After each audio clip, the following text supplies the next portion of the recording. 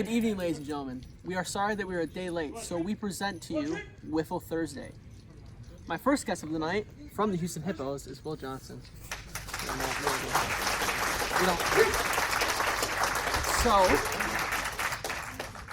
called you out last week. Yep. You knew the Chips were going to beat them. How'd it feel to lose?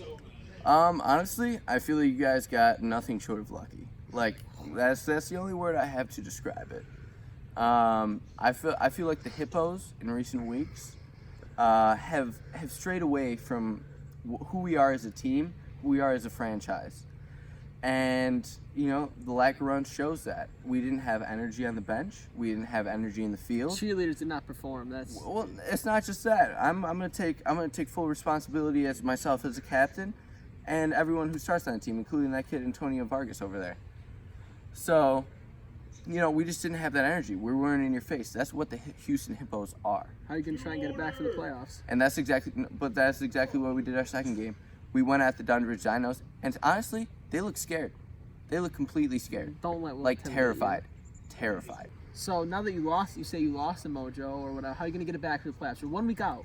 I think we were in the process of doing it, and that's why we dominated our second game against the Dunbridge Dinos, the extremely overrated Dunbridge Dinos. Ooh, wow. Extremely overrated. Their record does not show who they are as a team. I think their record. I don't know how they won. However many games they won. That is true. They are trash. Realistically, like, and that's what we changed as a team. We said, you know what? We had a real wake up call that first game we lost to you guys, and I thank you for giving us that wake up call. Anytime you want that honestly though, it's gonna be a detriment to you in the end, but chips we are got hot. we got the chips are not hot.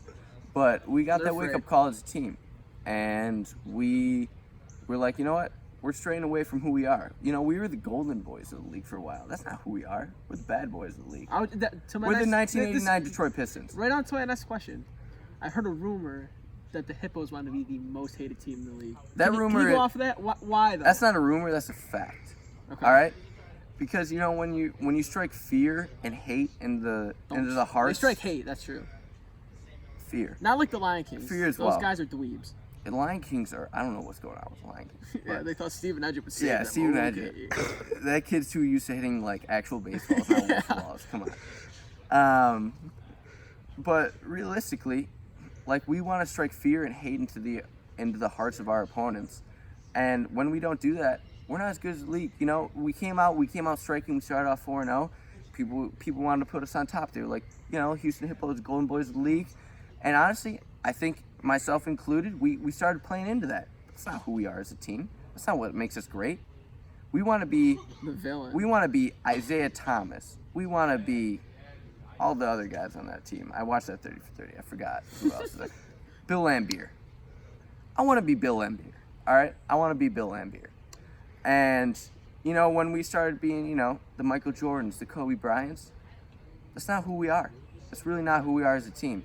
And so if we can get back to that attitude, that aggressiveness, that punch you in the mouth, step on your throat, take no shit from nobody, that's who we are as a team.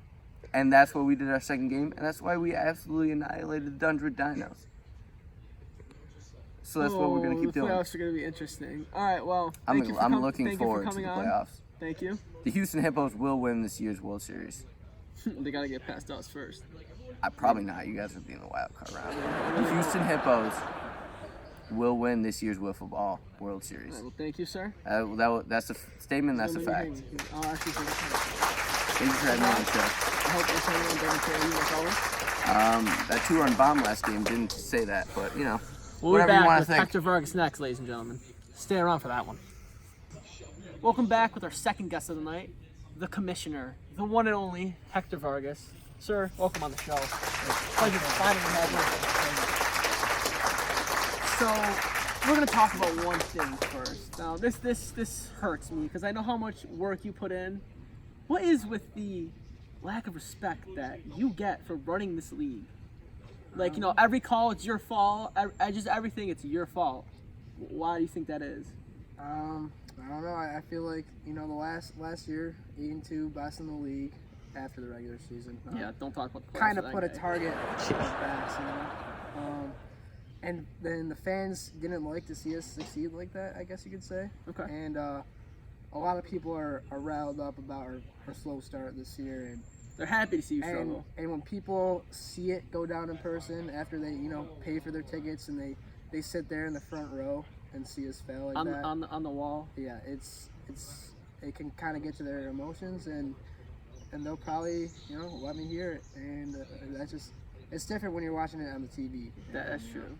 So I want to bring up a controversial topic.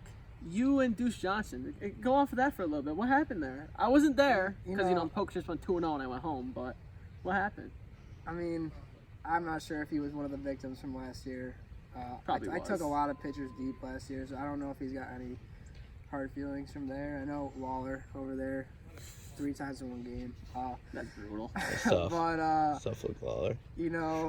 I don't know. I mean, he watched me in the first at bat. I bat flipped. I don't think he liked it.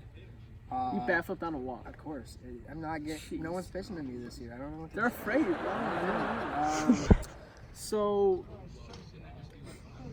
what do you think is going to be the most exciting aspect of the playoffs this year? The fans, like the double games going. Like, what do you think is going to get the people involved this year? As a commissioner, I think the most exciting part that fans can look forward to is the fact that I think any team in this league can win it. Other than the Dinos, we're just not going. Maybe right. not. They lost Derek Gogi for the. Houston Hippos.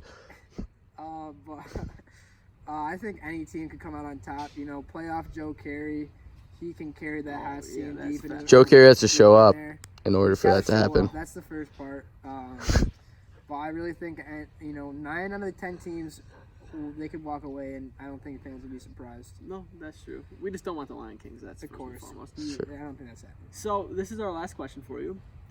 Now, you had, if I believe I'm correct, Rag and John Stokeham do a show. Yes. Took my spotlight because I wasn't there. Don't really like that part, but whatever. They were coming at the poker chips. They said we're not what we really are. And now we turned it around. Lawler over there, he's pitching lights out. 4-0 the last 4 games. Yes.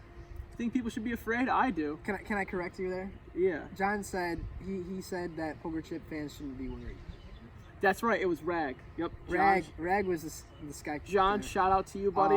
John that guy. told Good poker guy. chips to hold on to their seats, and it's a good time to be a poker chip fan right now. For your last 4. I mean, honestly, anytime you have Joey and Lawler hitting, well, honestly, they've been struggling lately. Sorry, Lawler. Against us, But, like, that wasn't the problem. It was Pierce. The defense, dude. Pierce can't play defense. Pierce, I'm sorry, but I should be in the field. But I mean, we'll see. And I mean, I just think the playoffs are gonna be fun. Now, what's the format? We're gonna do it now. What's the format for the fans so they can get ready? Right now, is we're it ready to looking- go? Can we unveil We're it? leaning towards. It's not confirmed. Double elimination. Okay. The West and East 5-team double elimination. Okay. And then whoever comes out of the East and West will play in the World Series. Nice.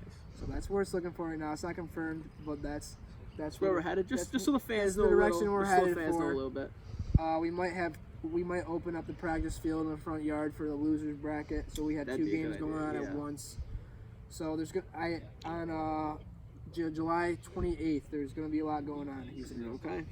Well, thank you for coming, sir. Glad Thanks you for could having the me. air. Of course. We'll be right back with some call-ins from our fans. Stay around.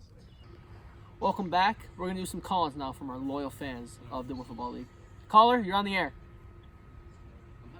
I'm on the air? Yes, you are. All right.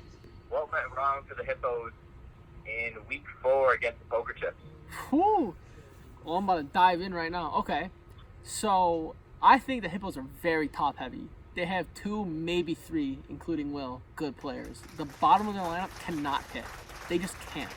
So, if you can get around Devin and Antonio, 1 run max, you're going to have a good outing. You're going to maybe let up 2 runs. And I just think their pitching isn't that good because Antonio can miss the target a lot. And they bring in Devin, and he's not warmed up. And, you saw what happened. You saw what happened. The poker chips did what they had to. They got on base, scored runs, kept them out. Yeah, that actually makes me think of a foul question. Okay. So it's week 4 for the Hippos. It's their 2nd or 3rd year in the league, and they still don't know who to put on the mound. What's Yeah, up that with blows my mind. Like, If I were them, I'd have Devin going the whole time, or have Antonio going the whole time. You know, Antonio gets rattled very easily. He misses the strike zone 4 times, and Will just get Devin in. So I mean, no consistency there, and I think they're screwed for the playoffs. But would you agree that they're a top-heavy team, caller, or no?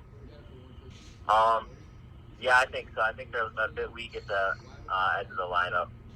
Yeah, I agree. Well, thank you for your call-in, and I hope you keep watching. I have one more comment about the Hippos. Yeah, whatever you want. What's the last one? It's about the Vargas brothers in general. They may not like this, but oh boy, when some of the hitters get going against the Vargas brothers, they give up on themselves real easily, and they start lobbing it in there. So I'd like to see that change going forward. Hector, would you like to comment on that? No. Well, I have no further comment. I can't rip on the commissioner, but let's just say Antonio, Daniel, they're small pea-brain mammals, so that might be why. Okay, that's it. Okay, thank you, caller. We'll be right back with our second caller. Welcome back. This is our second caller and final one of the night. Caller, you're on the air. Hey, Stott, man, big fan, love the show. I just had a question. Who do you think is the most overrated player in the league? Who's the most overrated? Oh, there's a lot, but I'm going with Adam Berry. Kid just can't perform. I mean, it has to be him or Antonio Vargas. Like, it just has to be.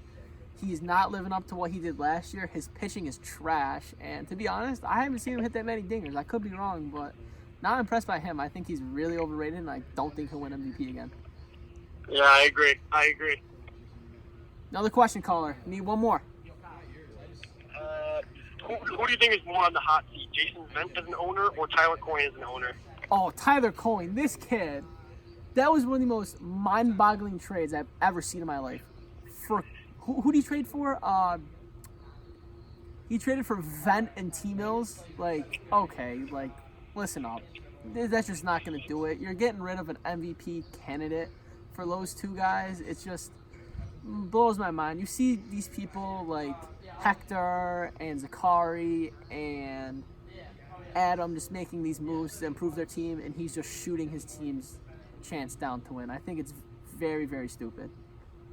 Yeah, just a move you really have trouble explaining to the fans, really, from my point of view. Yeah, I agree. Well, thank you, caller, and hopefully you listen next week. Yeah, of course. Love the show, man. Keep going. Thank you, sir. No problem. All right, everyone, have a good night. We'll see you next Wednesday.